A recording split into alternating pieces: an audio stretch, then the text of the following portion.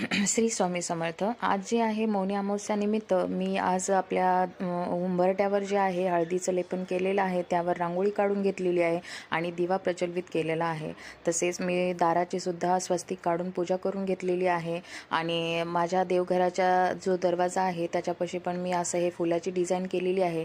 त्यानंतर मग मी देवाची पूजा करून घेतलेली आहे. आज मौनी अमावस्याची माझी पूजा करून झालेली आहे, तर तुम्ही पण करून घ्यावी.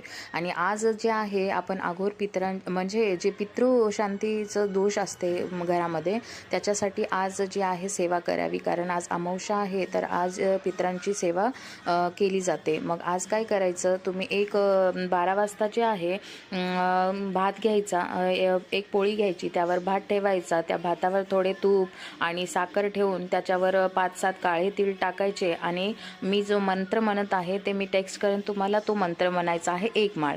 सोमास्या धीना मदाय प्रत्नो होता विवासते वाम ब्रहिष्मती रीतिर्विष्टिता गिरीशा यात न्यासतोपवाचे. हा जो मंत्र आहे